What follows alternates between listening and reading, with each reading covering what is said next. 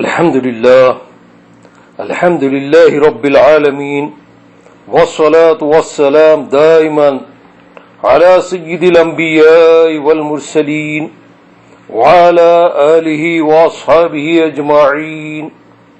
أما بعد، فقد قال الله تبارك وتعالى في محكم تنزيل: أعوذ بالله من الشيطان الرجيم، بسم الله الرحمن الرحيم، قل لا أسألكم عليه أجرا إلا المودة في القربى. صدق اللہ العظیم. بارگاہ رسالت والے رسالت میں ایک مرتبہ درود پاک کا نذرانہ پیش فرمائیے گا. اللہم صلی علی سیدنا نبینا شفیعنا حبیبنا مولانا محمد وعلی آل محمد کما تحب و ترضى بأن تصلوا علیہ. صلاۃ و السلام علیک یا رسول اللہ، صلاۃ و السلام علیک یا حبیب اللہ. قل لا اسألكم علیہ اجرا الا المودۃ فی القربى. اے محبوب صلی اللہ تعالی علیہ وسلم، تم فرما دو کہ میں تم سے نبوت پر اجر نہیں مانگتا سوائے قرابت کی محبت کے. مجھے اجر رسالت نہیں چاہیے، بلکہ میں یہ چاہتا ہوں کہ تم میرے اہل بیت سے محبت کریں، اہل قرابت سے محبت کریں. حضور نبی کریم صلی اللہ علیہ وسلم کے اہل بیت کون؟ لفظ اہل کے لغوی معنی ہے والا، اسی لیے کہا جاتا ہے اہل علم، اہل دولت، اہل ملک، اہل محلہ وغیرہ، یعنی علم والا، دولت والا، ملک والا، محلے والا. لہذا اہل بیت کے معنی ہوئے گھر والے، فیملی ممبرز. اسی اہل سے آل بنا، یہ بھی اہل کے معنی میں ہی ہے، مگر اہل کی نسبت انسان، گھر، علم، دولت سب کی طرف ہو جاتی ہے، لیکن آل کی نسبت صرف دنیاوی یا دینی عزت و وجاہت والے انسان کی طرف ہوتی ہے. اصطلاح میں آل بیوی بچوں کو بھی کہا جاتا ہے، اور خاص خدام کو بھی. قرآن کریم نے حضرت عمران کی بیوی بچوں کو آل عمران فرمایا، بلکہ ایک سورت کا نام آل عمران رکھا گیا جس میں عمران کی بیوی حسنہ اور بیٹی حضرت مریم کا ذکر ہے. اور فرعون کی پولیس و خدام کو قرآن نے آل فرعون فرمایا. وَإِذْ نَجَّيْنَاكُمْ مِنْ آلِ فِرْعَوْنَ، اور جب ہم نے تم کو فرعون کی آل یعنی فرعون کے خدام سے نجات دی. تو یہاں پر آل سے مراد فرعون کے خدام، فرعون کی پولیس، سب کے لیے آل کا لفظ استعمال ہوا. اصطلاح میں اہل بیت گھر والوں کو کہا جاتا ہے. اہل بیت نبی کے معنی ہیں نبی کے گھر والے. پھر گھر والا ہونے کی تین صورتیں ہوتے ہیں. ایک یہ کہ نبی کے گھر ہی میں پیدا ہوں اور گھر ہی میں رہیں، جیسے حضور نبی کریم صلی اللہ علیہ وسلم کے چاروں فرزند حضرت طیب، حضرت طاہر، حضرت قاسم، حضرت ابراہیم رضی اللہ تعالی عنہم گھر ہی میں پیدا ہوئے، گھر ہی میں رہے. دوسرے یہ کہ نبی کے گھر میں پیدا ہو مگر پھر بعد دوسرے گھر میں رہیں، جیسے حضور نبی کریم صلی اللہ علیہ وسلم کی چار صاحبزادیاں حضرت سیدہ زینب رضی اللہ تعالی عنہ، سیدہ کلثوم رضی اللہ تعالی عنہ، حضرت سیدہ رقیہ رضی اللہ تعالی عنہ اور حضرت سیدہ فاطمہ رضی اللہ تعالی عنہ. یہ حضور نبی کریم صلی اللہ علیہ وسلم کی چاروں صاحبزادیاں نبی کے گھر میں پیدا ہوئی مگر پھر بعد میں دوسرے گھر میں رہیں، یعنی شادی کے بعد دوسرے گھر میں رہیں. کہ حضور نبی کریم صلی اللہ علیہ وسلم کے گھر میں تو پیدا ہوئی مگر نکاح کے بعد اپنے سسرال میں رہیں. چاروں فرزند اور چاروں صاحبزادیوں کو اہل بیت ولادت کہا جاتا ہے کہ نبی کے گھر میں ولادت ہوئی.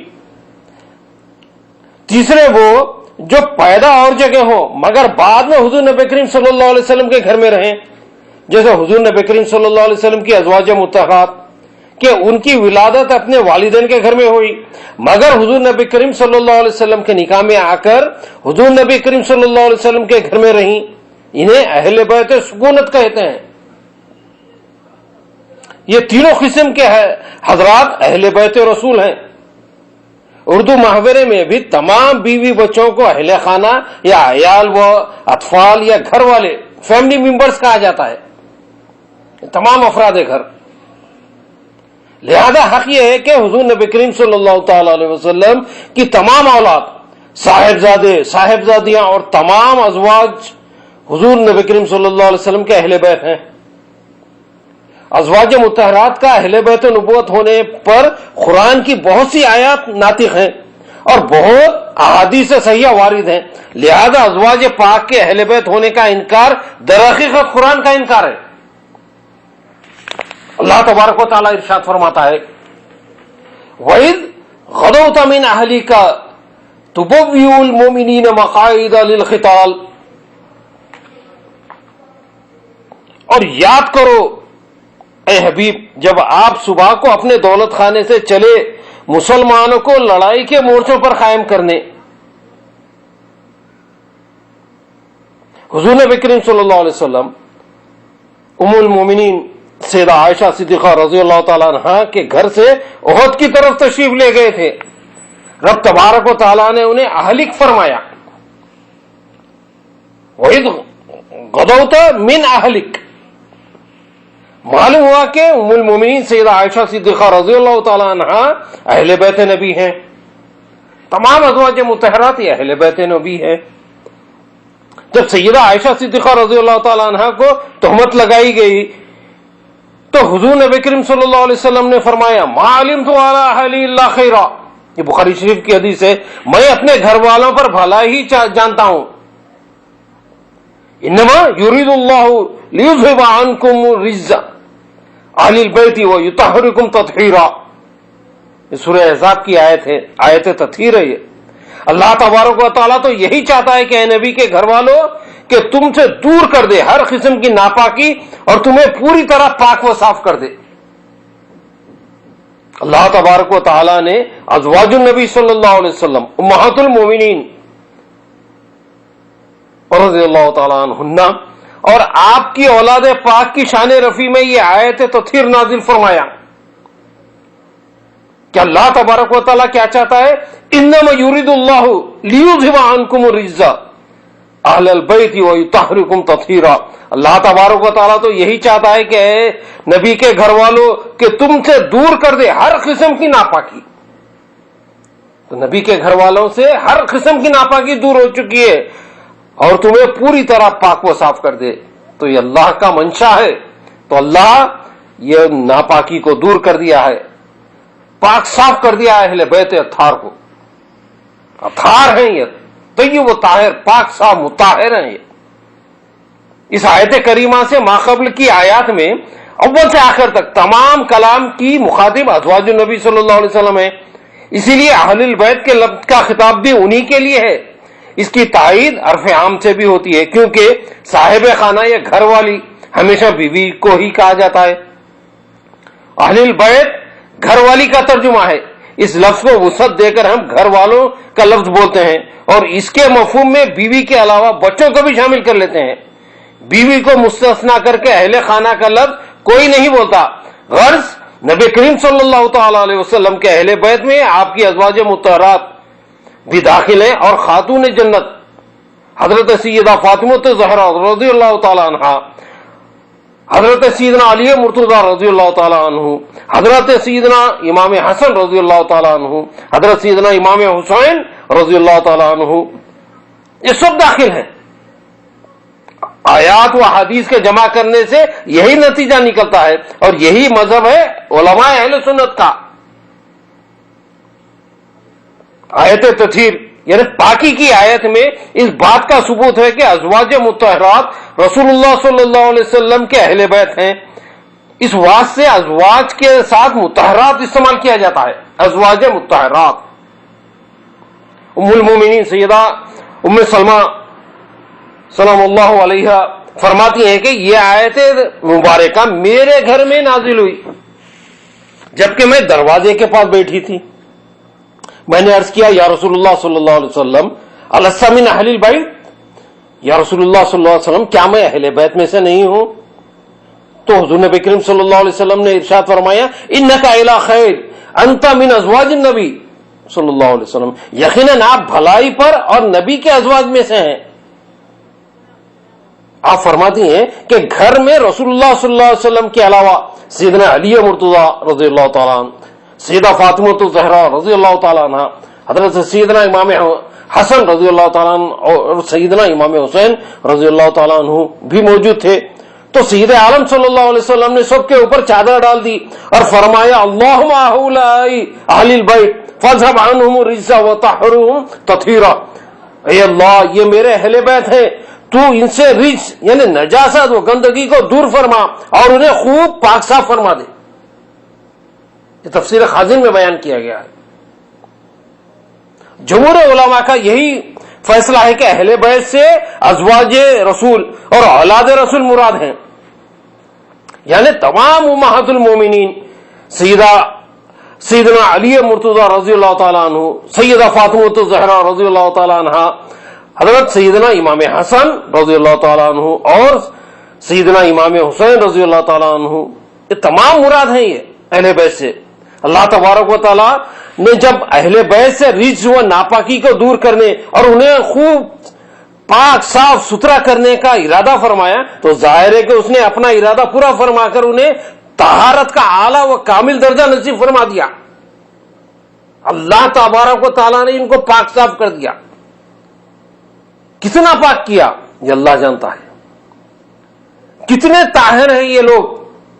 اہل بیت کی طہارت کا اندازہ کیا لگایا جا سکتا ہے؟ اللہ تبارک و تعالیٰ نے انہیں پاک صاف فرما دیا ہے، ہر قسم کا رجس سے تمام چیزیں دور کر دی گئی۔ یہ پاک صاف مطہر ہیں، یہ اہل بیت اطہار ہیں یہ، اور یہ بہت بڑا شرف ہے، اور یہی سیدنا محمد رسول اللہ صلی اللہ علیہ وسلم کی شان رفیع کا مقتضا ہے۔ سرور کونین حضور نبی کریم صلی اللہ علیہ وسلم کا ارشاد ہے انا و اہل بیتی مطہرون من الذنوب، تفسیر روح البیان میں فرمایا گیا کہ میں اور میرے اہل بیت گناہوں سے پاک ہیں۔ اہل بیت اطہار، پاک صاف، اللہ تبارک و تعالیٰ نے ان کو پاک صاف فرما دیا۔ ان کی طہارت کا ضامن اللہ تبارک و تعالیٰ ہے، اللہ نے ان کو پاک صاف فرما دیا ہے، اہل بیت اطہار کو۔